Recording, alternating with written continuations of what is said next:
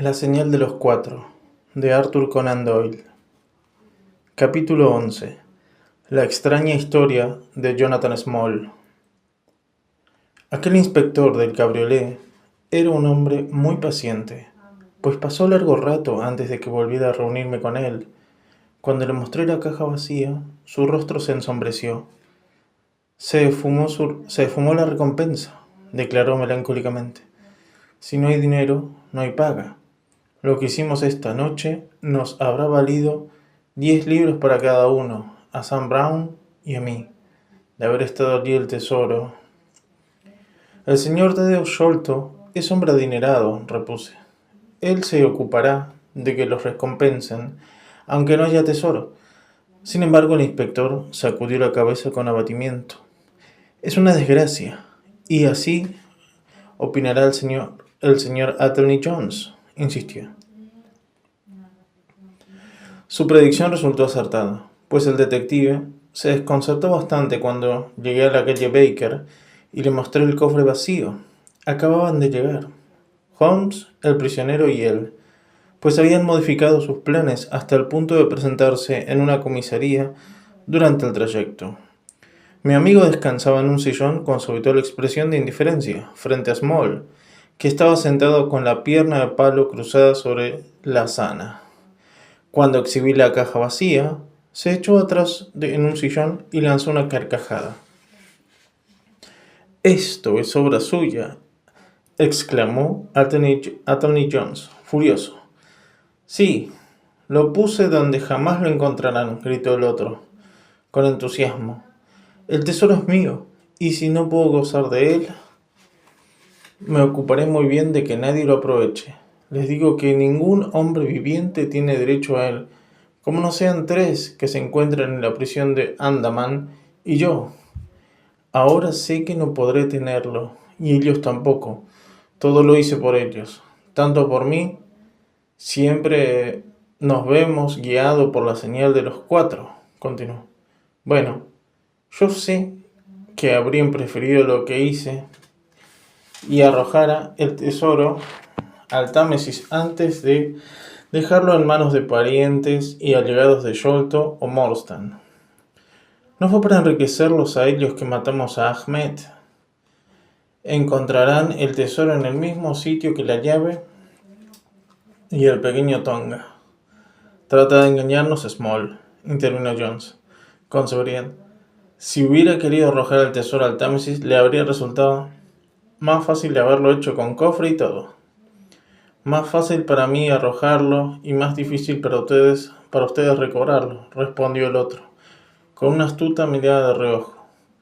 El hombre que fue lo bastante listo como para descubrirme, lo sería para sacar un cofre de hierro del fondo del río. Ahora que las joyas están dispersas en una extensión de 5 kilómetros, más o menos, quizá le resulte más difícil. Claro que me partió el corazón tener que hacerlo. Cuando nos alcanzaron, casi enloquecí. De todos modos, no tiene objeto lamentarlo. En mi vida he tenido muchos altibajos, pero aprendí a no llorar por lo que no tiene remedio. Este asunto es muy grave, Small, declaró el detective. Si hubieran ayudado a la justicia en lugar de burlarse de ella, habría tenido mejores posibilidades en su proceso. «Justicia», gruñó el expresidiario. «Linda justicia. ¿A quién pertenece este botín sino a nosotros? ¿Cuál es la justicia de que deba cederlo a quienes no lo ganaron? Mire cómo lo he ganado yo. 20 largos años en aquel pantano infestado de fiebre, trabajando todo el día bajo el mangle, toda la noche encadenado en las hediondas chozas de los convictos, picado por los mosquitos, atormentado por la fiebre, maltratado por cualquier policía negro a quien le encantaba desquitarse con un blanco. Fue así como gané el tesoro del Agra. ¿Y usted me habla de justicia? Porque no tolero pensar que he pagado este precio, solo para que otro lo aproveche. Preferiría ser ahorcado 20 veces o recibir en el pellejo uno de los dardos de Tonga, antes que vivir en una celda de presidiario pensando que otro vive la gran vida en un palacio con la fortuna que me pertenece. Small había abandonado su máscara de estoicismo y lanzó todo aquello en un violento remolino de palabras, mientras sus ojos relampagueaban y sus esposas tintineaban con los movimientos de sus manos. Al ver su furia y exaltación, comprendí que no era infundado ni antinatural el terror que había hecho presa del mayor Sholto al enterarse por primera vez de que aquel presidiario inválido le seguía los pasos. Olvida que nada sabemos de todo esto, intervino Holmes con voz queda. No hemos oído su relato ni podemos decir hasta qué punto la justicia puede haber estado inicialmente de su lado. Bueno, señor, usted me ha hablado con mucha justeza, aunque me doy cuenta de que es usted a quien debo agradecer estas esposas que me oprimen las muñecas. De todos modos, no le guardo rencor por eso. Es justo y natural. Si quiere escuchar mi historia, no tengo interés en ocultarla. Lo que les diré es la verdad de Dios hasta la última palabra. Gracias. Ponga el vaso aquí, a mi lado. Yo le acercaré los labios cuando tenga sed. Soy nativo de Worcestershire, nacido cerca de Perthshire. Mis parientes eran todos gente de iglesia, pequeños granjeros, bien conocidos y respetados en la zona, mientras yo fui siempre un poco vagabundo. De todos modos, cuando tenía unos 18 años dejé de causarles molestias, pues me vi en un enredo a causa de una muchacha, del cual solo pude salir enrolándome en el ejército que se disponía a partir rumbo a la India. Sin embargo, no estaba destinado a ser el soldado durante mucho tiempo. Acababa de aprender a manejar el mosquete cuando cometí la tontería de ir a nadar al Ganges. Por suerte para mí, el sargento de mi compañía entró en el agua al mismo tiempo. A mitad de camino me atacó un cocodrilo que me arrancó la pierna derecha con la limpieza de un cirujano, justo encima de la rodilla. Me desmayé por la impresión y la pérdida de sangre, y me habría ahogado, a no ser porque el sargento me sostuvo y me llevó a la orilla. Por esto estuve 5 meses en el hospital, y cuando al fin pude abandonarlo cojeando con esa pata de palo sujeta al muñón, me hallé fuera del ejército por invalidez e inepto para cualquier ocupación activa. Como pueden imaginar, mi suerte era bastante mala en ese momento, pues era un inválido inútil, pese a no haber cumplido aún 20 años. No obstante, mi desgracia no tardó en resultar una bendición disfrazada. Un hombre llamado Abel White, que había llegado allá como cultivador de índigo, necesitaba un capataz que vigilara a sus colis y les obligara a cumplir con su trabajo. Resultó ser amigo de nuestro coronel, quien se había interesado por mí desde el accidente. Para abreviar, el coronel me recomendó calurosamente para el puesto, y como la tarea debía ser cumplida principalmente a caballo, mi pierna no era gran obstáculo, pues me quedaba rodilla suficiente para sujetarme bien a la montura. Lo que tenía que hacer era recorrer la plantación, vigilar el trabajo de los peones e informar acerca de los haraganes. La paga era bastante buena, tenía vivienda cómoda y en general estaba satisfecho. Bueno, nunca gocé mucho tiempo de la buena suerte. Súbitamente, sin aviso previo, se nos vino encima el gran motín indio. Un mes la India era tranquila y pacífica. Al mes siguiente, 200.000 demonios negros se desataron y el país se convirtió en un infierno. Noche tras noche iluminó el cielo el resplandor de los bungalows, incendiados día tras día. Pasaban por nuestra propiedad pequeños grupos de europeos con esposas e hijos en camino hacia Agra, donde se encontraban las tropas más cercanas. Abel White estaba convencido de que se exageraba y de que aquello cesaría tan súbitamente como había comenzado. Por supuesto, permanecimos a su lado, yo y Dawson, que con su esposa solía ocuparse de los libros y la administración. Bueno, Un día llegó la catástrofe. Había estado ausente en una pequeña plantación y regresaba lentamente a casa. Al anochecer, cuando mi vista descubrió algo amontonado al fondo de una profunda hondonada. Me acerqué a caballo para ver de qué se trataba, y el corazón se me heló al notar de que era la esposa de Dawson, cortada en tiras y medio devorada por chacales y perros nativos. Un poco más lejos, sobre el camino, yacía de bruces el mismo Dawson, bien muerto, con un revólver descargado en la mano y 4 cipayos caídos uno encima del otro, frente a él. En ese momento vi una densa humareda que surgía del bungalow de White y las llamas que comenzaban a atravesar el techo. Desde donde estaba pude ver cientos de esos demonios negros, con vestidos todavía con sus chaquetas del ejército británico. Bailaban y aullaban alrededor de la casa incendiada. Algunos me señalaron y una o dos balas me pasaron zumbando cerca de la cabeza. Así que escapé por los arrozales y por la noche me encontré a salvo dentro de las murallas de Agra. Sin embargo, resultó que allí tampoco era muy grande la seguridad. El país entero parecía un enjambre de abejas. Donde quiera que los ingleses lograban reunirse en pequeños grupos, mantenían apenas el terreno dominado por las armas. En todo el resto del territorio eran fugitivos indefensos. Era una lucha de millones contra cientos, y lo peor de todo es que esos hombres contra quienes peleábamos, infantes, caballeros y artilleros, eran nuestras propias tropas selectas, a quienes habíamos adiestrado y enseñado, que manejaban nuestras propias armas y se guiaban por nuestros mismos toques de clarín. En Agra estaba el tercer cuerpo de fusileros de Bengala, algunos sikhs, 2 tropas de caballería y una batería de artillería. Se había formado un cuerpo de voluntarios, integrado por empleados y comerciantes al que ingresé, pese a mi pata de palo. Salimos al encuentro de los rebeldes en Shagunje a principios de julio y los contuvimos en un tiempo. Pero se nos acabó la pólvora, así que nos vimos obligados a replegarnos sobre la ciudad.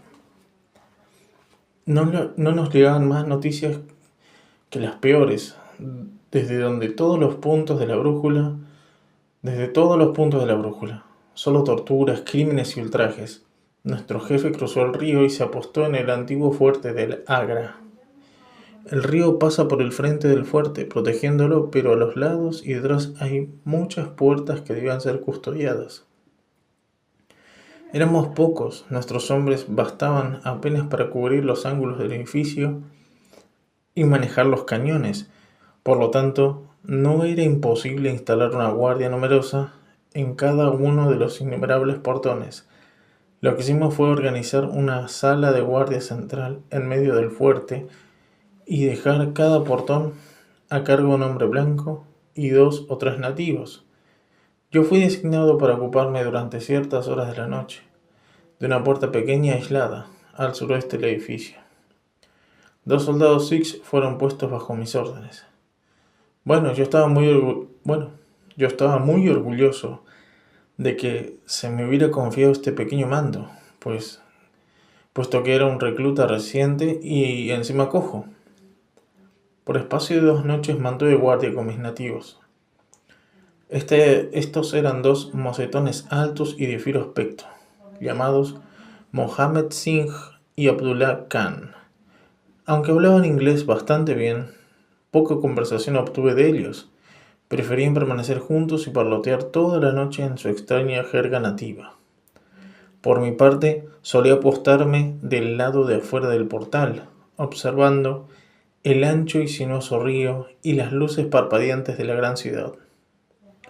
El redoblar de tambores, el repiquetear de tom-toms y los aullidos y alaridos de los rebeldes ebrios de opio y bang nos bastaban para recordarnos durante toda la noche a nuestros peligrosos vecinos de la orilla opuesta. La tercera noche de mi guardia fue oscura y destemplada, con una lluvia leve pero penetrante, Era fatigoso permanecer en aquel portal, hora tras hora, con semejante tiempo.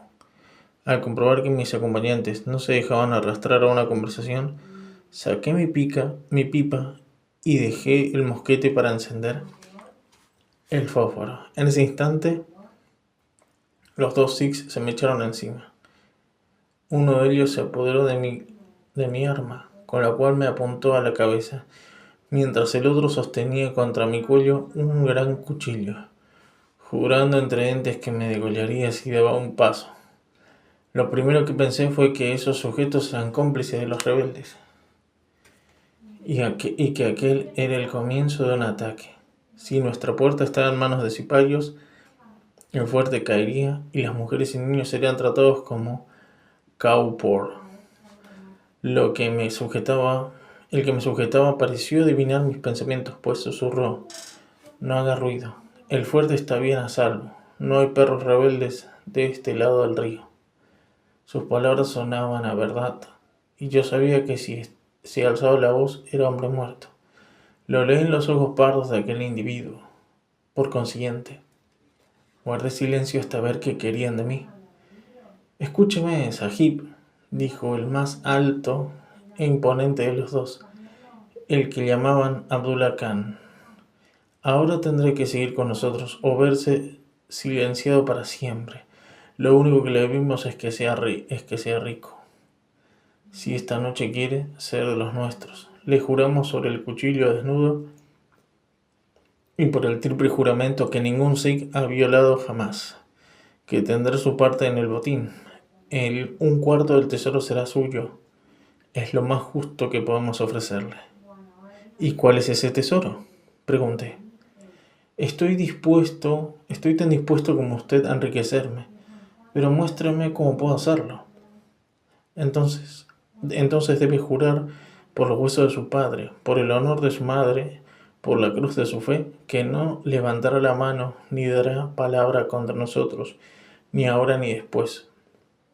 Lo juraré con tal de que el fuerte no corra peligro, contesté. En tal caso, mi camarada y yo juraremos que usted recibirá la cuarta parte del tesoro, que será dividido por igual entre nosotros 4. No somos más que 3, objeté yo. No, Dost Akbar debe recibir su parte. Podemos contarle todo mientras los esperamos. Mahomet Sikh, ponte en el portón y avísanos de su llegada. Sahib, esta es la situación, y es que podemos confiar en usted. El Sikh conoce el inglés y el inglés conoce al Sikh. Escuche, pues, lo que voy a decirle. En las provincias del norte hay un raja muy rico. Cuando estallan los disturbios, quiso ser amigo del león, tanto como del tigre, del cipayo y del raj blanco. Como era cauteloso, trazó planes de tal manera que sucediera lo que sucediera, le quedará por lo menos la mitad de su tesoro, lo que posee en oro y plata. Lo guardó en las bóvedas de su palacio, pero puso sus más preciosas piedras y sus mejores perlas en el cofre de hierro que envió por medio de un sirviente de confianza, quien, disfrazado de mercader, debía llevarlo al fuerte de Agra, para guardarlo allí hasta que la paz volviera a reinar en el país. De tal manera, si ganaban los rebeldes, tendría su dinero. En tanto, si vencía el Raj, quedarían salvadas sus joyas. Una vez repartido así su tesoro, abrazó la causa de los cipayos, que eran fuertes en sus fronteras. Tenga en cuenta, Sahib, que el haber hecho esto, su propiedad pasa a ser derecho de quienes han sido leales. Este fingido mercader, que viaja bajo el nombre de Ahmed, se encuentra ahora en la ciudad de Agra y desea ganar la entrada en el fuerte. Lo acompaña en el viaje mi hermano adoptivo, Dost Akbar, que conoce su secreto. Dost Akbar ha prometido conducirlo esta noche a una poterna lateral de este fuerte, y para tal fin ha elegido esta. No tardará en llegar aquí, donde nos encontrará a Mahomet Singh y a mí esperándolo. Como es un lugar solitario, nadie se enterará de su llegada. El mundo no sabrá nada más del mercader Ahmed, pero el gran tesoro del Rajá será dividido entre nosotros. ¿Qué dice de esto, Sahib? Jonathan Small hizo una pausa y continuó. En Worcestershire, la vida de un hombre parece algo importante y sagrado, pero la cosa es diferente cuando uno lo rodea fuego y sangre y se habitúa a encontrar la muerte en cada recodo. Nada me importaba que viviera o muriera el mercader Ahmed. En cambio, mi corazón dio un vuelco al oír mencionar el tesoro, pensando lo que podía hacer con él en mi patria, y cómo se asombrarían mis padres al ver que el inútil de su hijo regresaba con los bolsillos llenos de monedas de oro. Por consiguiente, ya me había decidido. Sin embargo, Abdullah Khan, creyendo que vacilaba, insistió diciendo: Sahib, tenga en cuenta que si el comandante detiene a este hombre, lo hará ahorcar o fusilar, y el gobierno se adueñará de sus joyas, de modo que nadie saldrá ganando, ni siquiera una rupia. En cambio, puesto que somos nosotros quienes lo capturamos, ¿por qué no hacer también lo demás? Las joyas estarán tan bien con nosotros como en las cajas fuertes del Raj, y bastarán para convertirnos en hombres ricos y grandes jefes. Nadie podrá enterarse, ya que aquí estamos aislados de todos. ¿Qué podría ser mejor para este fin? Diga entonces, Sahib, si está con nosotros o si debemos considerarlo un enemigo. Yo contesté: estoy con ustedes en cuerpo y alma. Menos mal, contestó devolviéndome el mosquete. Ya ve que confiamos en usted, pues no traicionará su palabra, como no lo haremos tampoco nosotros. Ahora solamente nos resta esperar a mi hermano y el mercader. Entonces, ¿su hermano está enterado de lo que harán?, le pregunté. El plan es suyo, él lo ideó. Vamos al portón para vigilar junto con Ahmed Singh. Me resultó extraño estar allí junto a estos dos nativos salvajes, a la espera de un hombre que venía hacia su muerte. De pronto mis ojos captaron el resplandor de una lámpara amortiguada que venía lentamente en nuestra dirección. «Allí están», exclamé. Abdullah susurró: «Sahib, déles el alto como de costumbre. No le dé motivos de temor. Envíenos con él, que nosotros haremos el resto mientras usted permanece de guardia. Prepárese a destapar la lámpara, así comprobaremos que es realmente el que esperamos». La luz siguió acercándose, deteniéndose de a ratos y volviendo a avanzar hasta que pude ver dos negras figuras. Los dejé llegar a mitad del camino antes de interpelarlos. «¿Quién va?», pregunté con voz contenida. La respuesta fue: «Amigos». Descubrí la lámpara y los iluminé. El primero era un sikh enorme, cuya barba negra le llegaba casi hasta la faja. Nunca vi un hombre tan alto, como no sea en una feria. El otro era un individuo obeso, bajo y redondo, de gran turbante amarillo, que llevaba en la mano un envoltorio.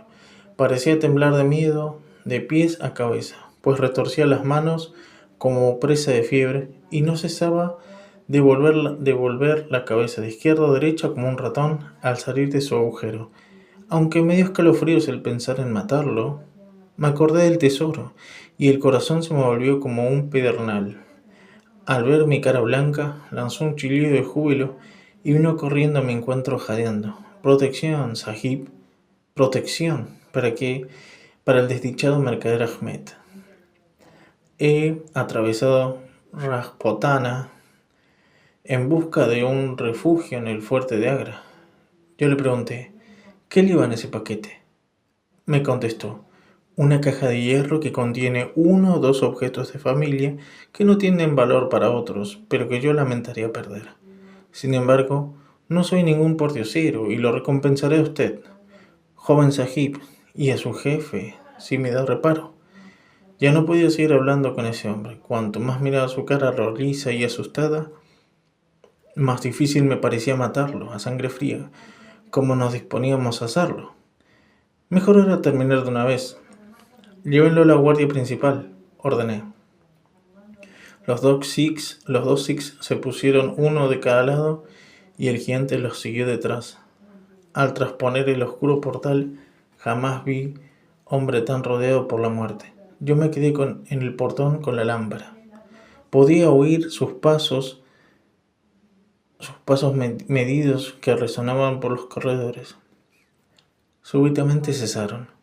Oí voces, forcejeos y ruidos de golpes. Para horror mío, un instante más tarde, oí ruidos de pasos en mi dirección, acompañados de la pesada respiración del hombre que corría. Al volver a mi lámpara hacia el largo pasadizo recto, vi al gordo que corría como el viento, con la cara manchada de sangre y seguido de cerca por un enorme sikh de barba negra, que brincaba como un tigre puñal en mano. Nunca vi a nadie correr tan velozmente como aquel pequeño mercader. Ganaba ventaja sobre el sikh, y comprendí que si pasaba a mi lado y llegaba al aire libre, era capaz de salvarse todavía. Mi corazón se apiadó de él, pero una vez más, el pensar en aquel tesoro me volvió duro y cruel. Cuando pasaba corriendo a mi lado, le puse el mosquete entre las piernas y él cayó rodando como un conejo blanco, como un conejo baleado. Antes que pudiera ponerse de pie, el sikh se le echó encima y le hundió 2 veces el puñal en el corazón. El pobre no lanzó un gemido ni movió un músculo, sino que se quedó allí tendido. Por una parte, creo que debe haberse desnucado al caer. Caballeros, ya ven que cumplo mi promesa. Les cuento todo tal como sucedió, sea en mi favor o no.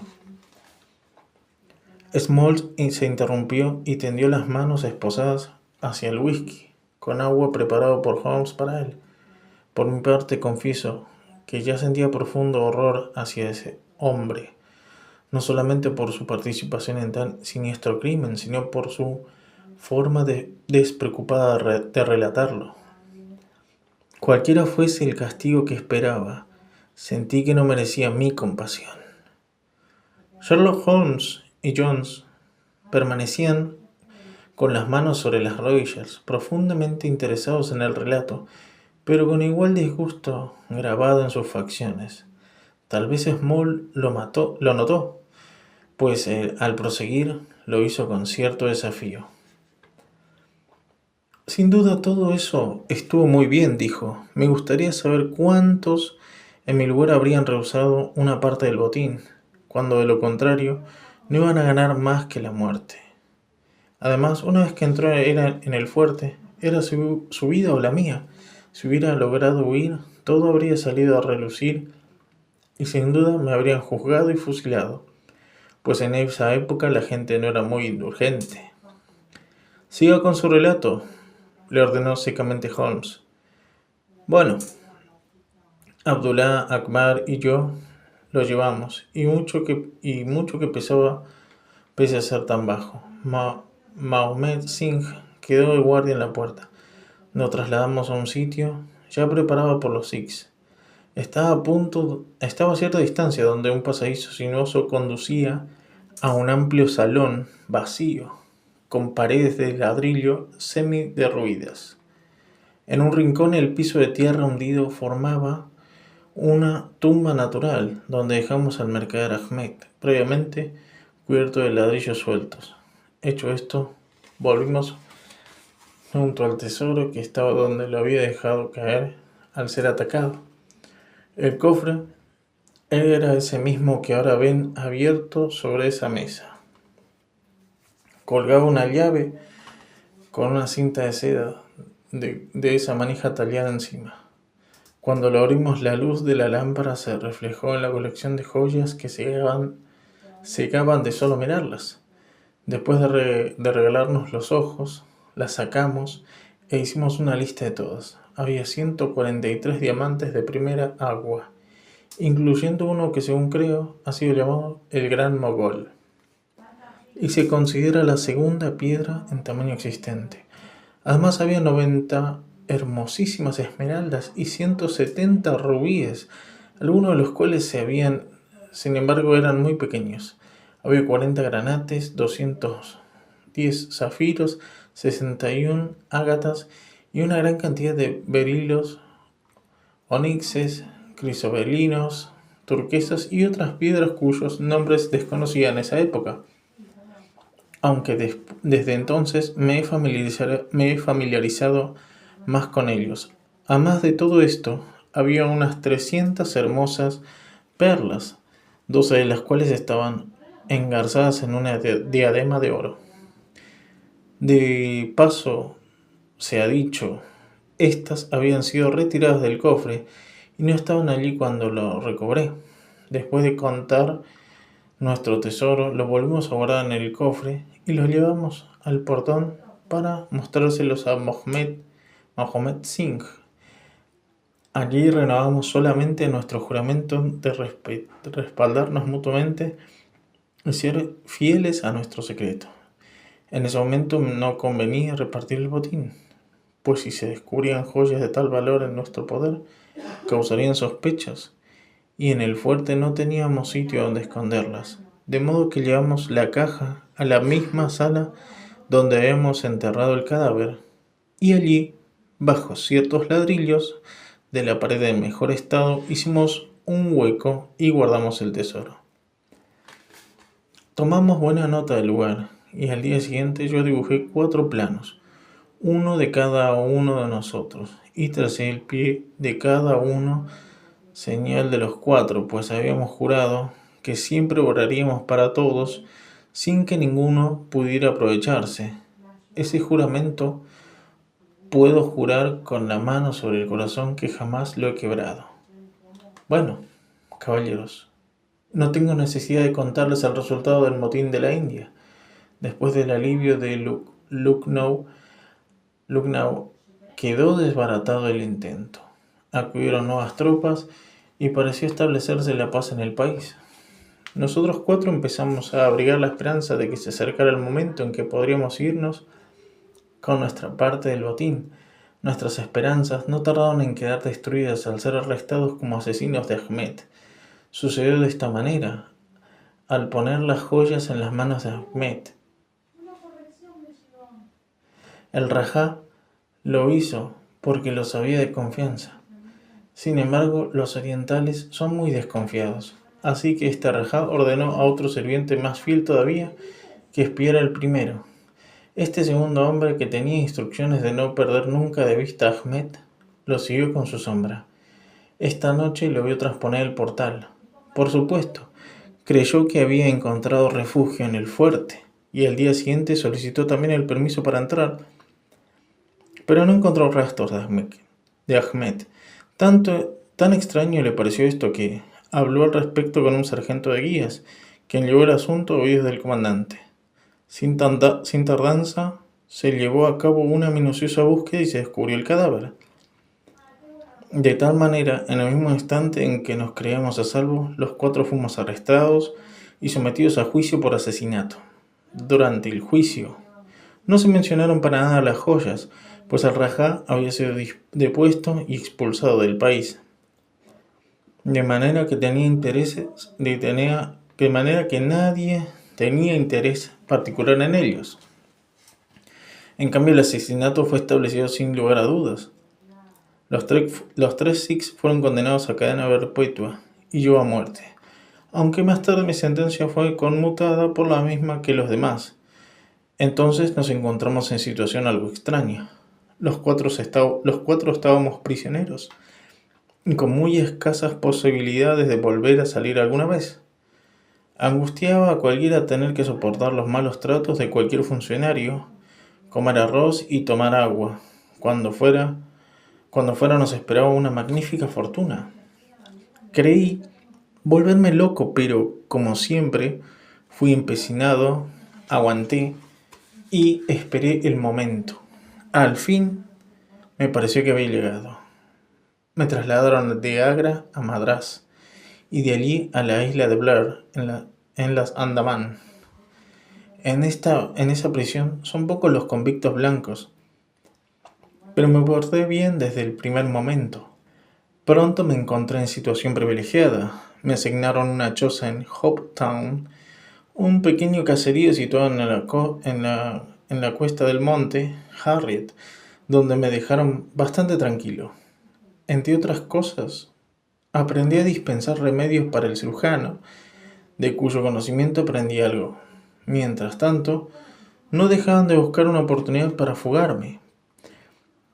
Pero aquello está a cientos de kilómetros de cualquier otra tierra, y en estos mares hay poco o nada de viento, así que la fuga era muy difícil. El cirujano, el doctor Somerton, era un hombre joven y amigo de los placeres. Los demás oficiales jóvenes solían reunirse al anochecer en sus habitaciones para jugar a las cartas. El gabinete donde yo preparaba los remedios estaba al lado de la sala, con lo cual se comunicaban por una ventanita. A menudo, cuando me sentía solo, encendía la lámpara del gabinete y entonces podía oírlo hablar y mirarlo jugar. A mí también me gusta jugar y observar a los demás era casi lo mismo. Estaban el mayor Sholto, el capitán Morstan, el teniente Brownlee Brown, quienes tenían el mando de las tropas nativas, y el mismo cirujano, además de 2 o 3 funcionarios de la prisión. Jugadores avesados que se entendían muy bien. Bueno, pronto me llamó la atención una cosa, que los soldados siempre solían perder, mientras los civiles ganaban. No digo que fuera injusto, pero así era. Esos tipos de la prisión casi no hacían otra cosa que jugar a las cartas desde que estaban en las Andamán, y conocían al dedillo el juego de cada uno, mientras los otros no jugaban más que para pasar el rato y echaban sus cartas como vinieran. Noche tras noche los soldados se volvían más pobres, y cuanto más pobres quedaban, más amistosos por jugar se ponían. El que sacaba la peor parte era el mayor Sholto. Se pasaba todo el día muy sombrío y se dio a la bebida, más de lo conveniente. Una noche perdió más que de costumbre. Yo estaba sentado en mi choza cuando tropezando él y el capitán Morstan rumbo a sus habitaciones. El mayor se lamentaba de sus pérdidas. Todo terminó. Morstan decía cuando pasaron junto a mi choza: tendré que renunciar, estoy arruinado. No digas eso, viejo, le contestó el otro, palmándole el hombro. Yo también perdí mucho, pero no pude oír más. No pude oír más, pero me bastó para hacerme pensar. Un par de días más tarde, cuando el mayor Sholto se paseaba por la playa, me arriesgué a abordarlo y decirle: Mayor, quería preguntarle a quién corresponde entregar un tesoro escondido. Yo sé dónde hay uno por valor de $500,000. Como no puedo aprovecharlo, pensé que quizás lo mejor que podría hacer sería entregárselo a las autoridades que correspondían, que entonces, acaso, habrían de abreviar mi sentencia. ¿$500,000? ¿Small? Exclamó él mirándome con fijeza para ver si hablaba en serio. Yo le conté todo con leves cambios para que no pudiera identificar los lugares. Cuando terminé, se quedó muy quieto y pensativo. El movimiento de sus labios me indicó su lucha interior. Al fin, dijo: Small, este asunto es muy importante. No diga nada a nadie al respecto, que pronto lo volveré a ver. 2 noches más tarde, él y su amigo, el capitán Morstan, con una lámpara, fueron a verme a mi choza. Quiero que el capitán Morstan oiga esa historia de sus propios labios, Small, me dijo. Yo lo repetí igual que antes. Parece verdadera, preguntó él. ¿Basta para orar? El capitán Morstan asintió y el mayor continuó. Mire, Small, mi amigo y yo estuvimos hablando de esto y hemos llegado a la conclusión de que podríamos ocuparnos del caso, o por lo menos investigarlo, si llegamos a un acuerdo. Trataba de hablar con tranquilidad e indiferencia, pero los ojos le brillaban de excitación y codicia. Yo, intentando también conservar la serenidad, pero tan alterado como él, contesté: Bueno, caballeros, en cuanto a eso, un hombre en mi condición no puede hacer sino un trato. Les pediré que me ayuden a conseguir la libertad, y lo mismo que a mis 3 compañeros. Entonces los aceptamos como socios y les daremos una quinta parte de lo que se repartan ustedes 2. Hizo él. Una quinta parte. Eso no es eso no es muy tentador. Alcanzaría 50.000 por cabeza, dije yo. Pero ¿cómo podríamos obtener su libertad? Bien, sabe que pide un imposible. De ninguna manera, insistí. Lo tengo pensado hasta el último detalle. El único obstáculo para nuestra fuga es que no podemos conseguir embarcación apropiada para el trayecto, ni provisiones que nos duren tanto tiempo. En Calcuta y Madrás hay muchos yates pequeños y queches que nos vendrían bien. Si ustedes traen uno, nosotros nos arreglaremos para subir a bordo de noche y cuando nos dejen en cualquier parte de la costa india habrán cumplido su parte del trato. Si fuera solamente uno, dijo él. Todos o ninguno, insistí yo. Lo hemos jurado. Los cuatro debemos actuar siempre juntos. Morstan, ya ves que Small es hombre de palabra, dijo. No abandona a sus amigos. Creo que bien podemos fiarnos de él. El otro contestó. Es un asunto sucio. Sin embargo, como dices, ese dinero salvará nuestras carreras. Bueno, Small, dijo el mayor, supongo que tendremos que tratar de cumplir con lo que nos pide. Antes, por supuesto, debemos probar la veracidad de su relato. Dígame, ¿dónde está oculto el cofre? Yo conseguiré licencia y volveré a la India en la barca mensual de relevo para investigar el asunto. No tan rápido, repuse, serenamente, a medida que él se acaloraba. Debo obtener aprobación de mis 3 camaradas. Ya le dije que somos 4 o ninguno. Él me respondió. Tonterías. ¿Qué tienen que ver esos 3 negros de nuestro trato? Negros o azules, son mis compañeros y nos iremos todos juntos, repetí. Bueno, el asunto terminó con una segunda entrevista en la cual estuvieron presentes Mahomet Singh, Abdullah Khan, Dost Akbar. Al fin llegamos a un acuerdo. Debíamos proporcionar a los 2 oficiales mapas del fuerte de Agra y marcar el sitio en la pared donde estaba oculto el tesoro. El mayor Sholto iría a la India para probar nuestra suerte. Si encontraba el cofre, debía dejarlo allí, enviar un pequeño yate pertrechado para un viaje que esperaría cerca de la isla de Rutland y al cual tendríamos que llegar y finalmente regresar a sus obligaciones. Entonces, el capitán Morstan solicitaría licencia, se encontraría con nosotros en Agra y allí repartiríamos finalmente el tesoro. Él se llevaría la parte del mayor, junto con la suya propia. Seríamos todo esto con los juramentos más solemnes que era posible idear o pronunciar. Pasé las noches en vela, con papel y tinta, y por la mañana tenía listos 2 mapas, firmados con la señal de los 4, es decir, Abdullah, Akbar, Mahomet y yo. Bueno, caballeros, los fatigo con mi largo relato y sé que mi amigo, el señor Jones, está impaciente por encerrarme en una celda. Lo abreviaré cuanto pueda. El canalla de Sholto se fue a la India, pero jamás regresó. El capitán Morstan me mostró su nombre entre una lista de pasajeros de uno de los barcos que partían a Inglaterra. Muy poco después su tío había muerto, legándole una fortuna, y él abandonaba el ejército. Sin embargo, era capaz de rebajarse a tratar a 5 hombres como nosotros. Morstan fue poco después a Agra y descubrió, tal como suponíamos, que, en efecto, el tesoro había desaparecido. El pillo se lo había robado sin cumplir con una sola de las condiciones bajo las cuales le vendimos el secreto. Desde ese momento no viví más que para la venganza. Pensaba en ella de día y la acariciaba de noche. Se convirtió para mí en una pasión dominadora, absorbente. No me importaba nada de la ley ni del patíbulo, solamente pensaba en escapar, hallar a Sholto, ponerle las manos en el cuello. Hasta el tesoro de Agra se había convertido para mí en algo menos importante que eliminar a Sholto. Bueno, en mi vida he dedicado muchas cosas y nunca dejé de llevarlas a cabo. Pero transcurrieron largos años hasta que llegó el momento para mí. Ya les dije que aprendí algo de medicina.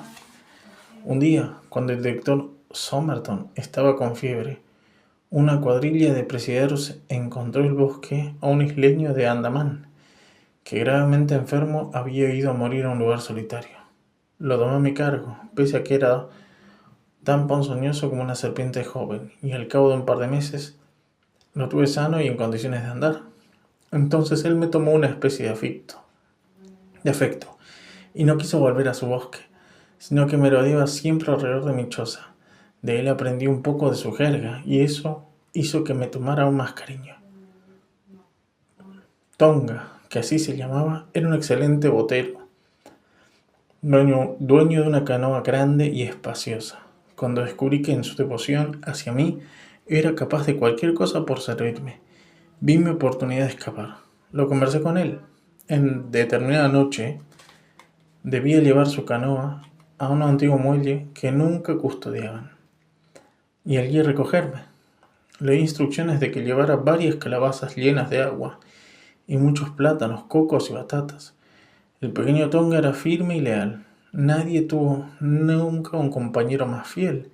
En la noche dispuesta tuvo su embarcación en el muelle. Sin embargo, resultó que estaba allí un miembro de la guardia, un vil patán que nunca perdió oportunidad de insultarme y perjudicarme.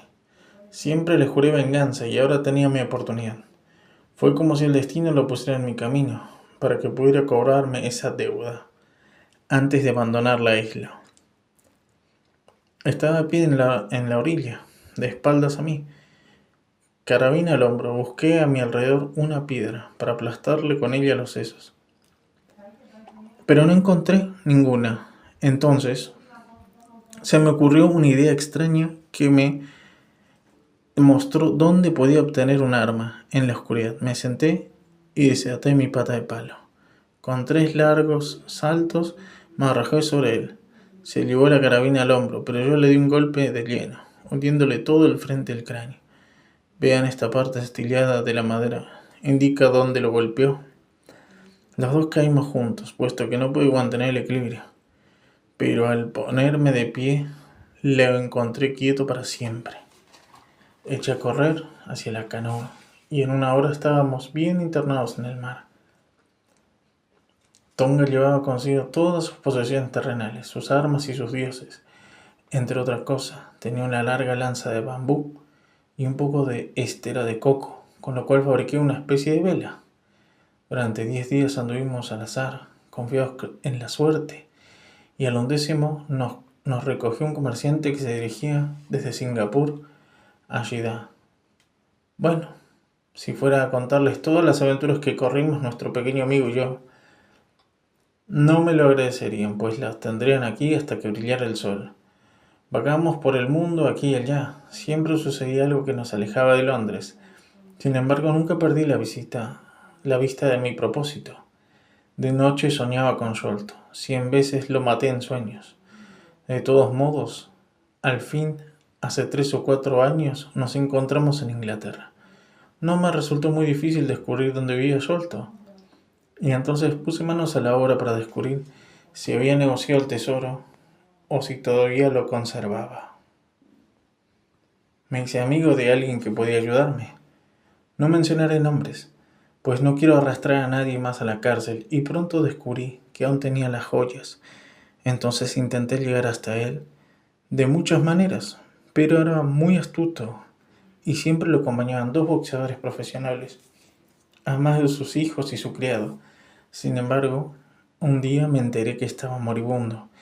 Enseguida fue al jardín, enloquecido por la idea de que pudiera escaparse así de mis garras, y al mirar por la ventana lo vi tendido en su lecho, con sus hijos a cada lado. Habría entrado, corriendo el riesgo de enfrentar a los 3, si no fuera porque en ese momento vi que abría la boca y comprendí que estaba muerto. De todos modos, esa misma noche entré en su habitación y revisé sus papeles, a ver si guardaba alguna anotación del sitio donde ocultaba nuestras joyas. Cuando no encontré ni una línea, salí completamente amargado y furioso. Antes de salir, se me ocurrió pensar que si alguna vez llegaba a encontrarme de nuevo con mis amigos Sikhs, sería para ellos una satisfacción saber que había dejado alguna marca de nuestro odio. Por eso tracé nuestra señal de los 4, tal como figuraba en el mapa, y la clavé sobre su pecho. Era intolerable que se fuera a la tumba sin algún recuerdo de los hombres a quienes había robado y burlado. En esa época nos ganábamos la vida exhibiendo al pobre Tonga en ferias y sitios semejantes, como caníbal negro. Él comía carne cruda y bailaba su danza de guerra. Así, al cabo de un día de trabajo, siempre teníamos el sombrero lleno de monedas.